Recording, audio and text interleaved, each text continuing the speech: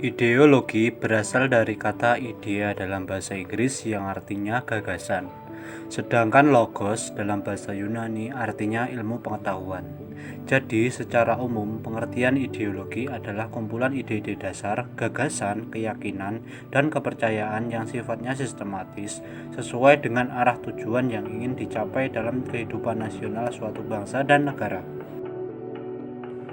Lalu, apa pengertian Pancasila sebagai ideologi negara? Pancasila sebagai ideologi negara artinya seluruh warga negara Indonesia menjadikan Pancasila sebagai dasar sistem kenegaraan. Nilai-nilai yang ada dalam setiap butir Pancasila harus dijadikan pedoman dasar dalam melangsungkan kehidupan berbangsa dan bernegara. Selain itu, Pancasila sebagai ideologi negara bermakna menjadikan Pancasila sebagai cita-cita atau visi. Hal ini tentunya berlaku untuk pemerintah dan juga seluruh warga negara.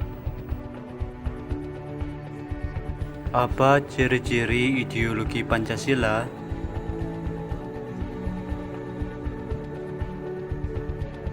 Yang pertama, berasal dari falsafah masyarakat. Pancasila adalah ideologi yang mempunyai pandangan hidup atau idealisme, tujuan dan cita-cita masyarakat Indonesia yang berasal dari kekayaan rohani, moral, dan budaya masyarakat sendiri, bukan konsep yang dibuat-buat untuk masyarakat. Yang kedua, berdasarkan ketuhanan yang Maha Esa. Meskipun mengakui beberapa agama, ideologi Pancasila percaya pada konsep Tuhan Yang Maha Esa. Dengan mempercayai ketuhanan Yang Maha Esa, negara Indonesia yang berpegang pada ideologi Pancasila melarang adanya paham ateis di Indonesia. Yang ketiga yaitu demokratis. Pemerintahan yang berdasarkan ideologi Pancasila adalah pemerintahan yang berdasarkan persetujuan rakyat. Demokratis sendiri berarti bahwa pemerintahan Indonesia memiliki sifat demokrasi. Dilihat dari asal katanya, demokrasi berasal dari bahasa Latin, yaitu demo yang berarti rakyat, dan kratos yang berarti pemerintahan. Dengan begitu, sudah jelas bahwa negara demokratis harus meletakkan kekuasaan tertinggi di tangan rakyat. Pendapat rakyat sangat penting, dan pemimpin hanya bisa memberikan keputusan. Keempat, berdasar hukum. Negara yang berdasar ideologi Pancasila adalah negara yang berdasar hukum. Negara hukum bisa diartikan sebagai negara yang penyelenggaraan kekuasaan pemerintahannya berdasarkan pada hukum. Kekuasaan pemerintahan berdasarkan pada kedaulatan atau supremasi hukum dan bertujuan untuk menjalankan ketertiban hukum. Negara hukum mempunyai konstitusi yang jelas, berbeda dengan ideologi komunis. Mereka mempunyai konstitusi, tapi kekuasaan tertinggi di tangan pemimpin otoriter. Negara yang ideologi komunis tidak bisa dikatakan sebagai negara hukum. Yang kelima, kreatif dan dinamis. Ideologi ini mempunyai tekad untuk secara kreatif dan dinamis mencapai tujuan nasional. Oleh karena itu, bangsa Indonesia menggunakan Pancasila sebagai pedoman untuk mencapai tujuan nasional. Dengan mengamalkan nilai-nilai Pancasila dalam aspek kehidupan, masyarakat akan bisa ikut serta dalam usaha mencapai tujuan nasional. Salah satu nilai dalam ideologi Pancasila yang harus dijunjung tinggi adalah demi tercapainya tujuan nasional adalah nilai persatuan dan kesatuan. Yang keenam, berdasar pengalaman sejarah bangsa. Bangsa Indonesia mempunyai sejarah yang panjang untuk menjadi sebuah bangsa yang diakui dunia. Berdasarkan pengalaman itulah, Pancasila dijadikan ideologi yang mendasari berdirinya sebuah bangsa dan kokoh. Dan terbukti dengan menjunjung tinggi nilai persatuan dalam ideologi Pancasila, Indonesia berhasil mengusir penjajah dan menyatukan rakyat yang berbeda wilayah, suku, dan budaya menjadi negara kesatuan Republik Indonesia. Nilai-nilai tersebut juga berhasil membersihkan Indonesia dari sistem politik komunis. Itulah mengapa ada hari yang memperingati kesaktian Pancasila. Ciri-ciri yang ketujuh yaitu Pancasila terbentuk atas dasar keinginan bangsa Indonesia tanpa campur tangan atau paksaan dari kelompok orang atau pihak yang berkuasa. Konsep Pancasila berasal dari hasil pemikiran rakyat. Kesamaan pemikiran individu rakyat yang ingin hidup lebih baik lagi untuk membentuk konsep cita-cita hidup manusia. Dan itulah yang menjadi hakikat ideologi. Sebelum menjadi Pancasila, bangsa Indonesia telah menjunjung tinggi 5 nilai dalam kehidupan berbangsa dan bernegara. Kelima nilai tersebut adalah kebangsaan, kemanusiaan, ketuhanan, kerakyatan, dan kesejahteraan. Nilai-nilai itulah kemudian menjadi Pancasila dan disebut ideologi. Ciri-ciri yang kedelapan yaitu isinya tidak operasional. Nilai Pancasila yang tidak operasional bukan berarti bahwa nilai-nilai tersebut tidak bisa diterapkan. Sifatnya yang tidak bisa operasional justru memungkinkan Pancasila untuk bisa diuraikan secara lebih eksplisit sesuai dengan kebutuhan. Sifat ideologi yang operasional memang mudah diterapkan, akan tetapi itu akan menjadikan sangat terbatas dan tidak memenuhi kebutuhan yang ada. Ciri-ciri yang kesembilan yaitu menginspirasi rakyat. Pancasila sebagai ideologi mempunyai ciri-ciri yang membuat Pancasila dapat menginspirasi masyarakat untuk bertanggung jawab sesuai dengan nilai-nilai yang terkandung di dalam Pancasila. Rakyat akan terus terinspirasi dan didorong untuk mengamalkan nilai praktis Pancasila di semua aspek kehidupan. Dengan begitu, sebagai ideologi Indonesia akan terjaga. Hal itu dikarenakan sekuat dan sesempurna apapun, suatu ideologi hanya akan menjadi suatu semboyan apabila tidak diamalkan. Selain itu, nilai idealisme Pancasila yang tersebut di atas membuat Pancasila sangat menginspirasi rakyat untuk mencapai tujuan. Ciri yang ke-10 yaitu menghargai keberagaman. Dalam sila ketiga disebutkan dengan jelas bahwa Indonesia menjunjung tinggi nilai persatuan.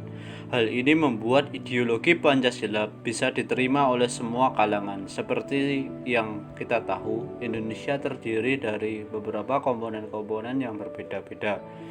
Indonesia memiliki suku, agama, dan budaya yang berbeda. Dari segi wilayah pun, Indonesia sebagai negara kepulauan yang terpisah oleh perairan antar pulau di Indonesia. Tidak sedikit pula wilayah yang justru lebih dekat dengan negara tetangga daripada dengan pusat pemerintahan Indonesia.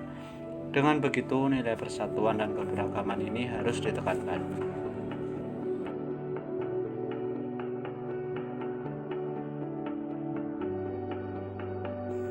Ideologi Pancasila.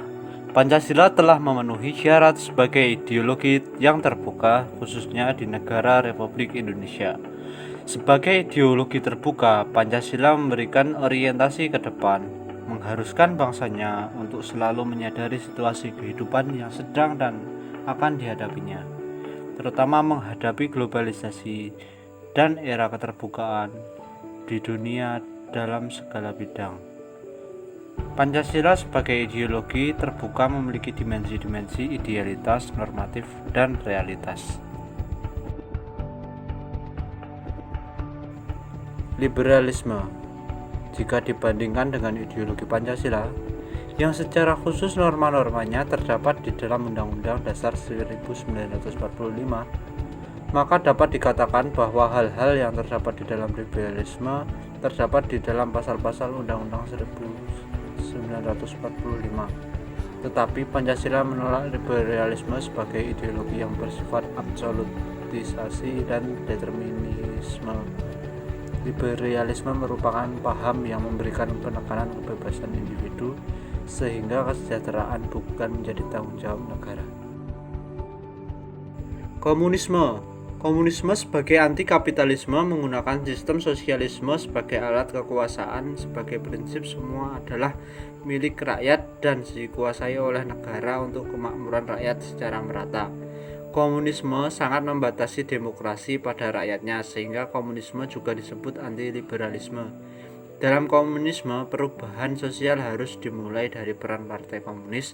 Jadi perubahan sosial dimulai dari buruh, namun pengorganisasian buruh hanya dapat berhasil jika bernaung di bawah dominasi partai. Sosialisme merupakan ideologi yang lebih mengedepankan persamaan atau pemerataan derajat antar masyarakatnya. Ideologi sosialisme berpandangan bahwa manusia tidak dapat hidup sendiri-sendiri. Kerjasama atau gotong royong akan membuat kehidupan dalam bermasyarakat menjadi lebih baik. Sosialisme mencita-citakan sebuah masyarakat yang di dalamnya semua orang hidup dan dapat bekerja sama dalam kebebasan dan solidaritas dengan hak-hak yang sama. Tujuannya ialah mengorganisir buruh dan menjamin pembagian merata hasil-hasil yang dicapai, memberikan ketentraman dan kesempatan bagi semua orang. Pasukan pengawal presiden di bawah pimpinan Letnan Kolonel Untung melancarkan gerakan melawan apa yang disebut sebagai Dewan Jenderal. Peristiwa itu kemudian dikenal sebagai Gerakan 30 September PKI yang membawa korban 7 perwira angkatan darat terdiri dari 6 orang jenderal dan seorang perwira. Betapa hatiku takkan pilu telah gugur pahlawanku. Betapa hatiku tak akan sedih hamba ditinggal sendiri. Siapakah kini pelipur lara nan setia dan perwira? Siapakah kini pahlawan hati pembela bangsa sejati? Telah gugur pahlawanku, tunai sudah janji bakti. Gugur satu tumbuh seribu, tanah air jaya sakti.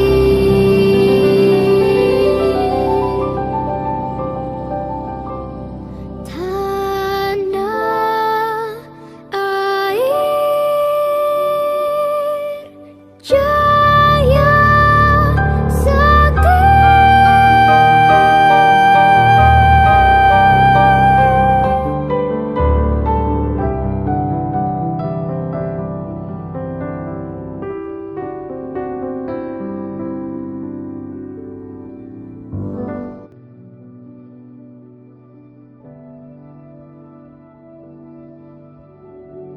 Usaha untuk memecahkan persatuan pernah terjadi memberontakan Madiun 1948 maupun pengkhianatan G30 SPKI tahun 1965. Namun semuanya itu dapat digagalkan berkat kesepakatan segenap golongan bangsa Indonesia untuk tetap mempertahankan keutuhan Negara Kesatuan Republik Indonesia dengan landasan dasar dan ideologi Pancasila. Pancasila lahir sebagai dasar negara.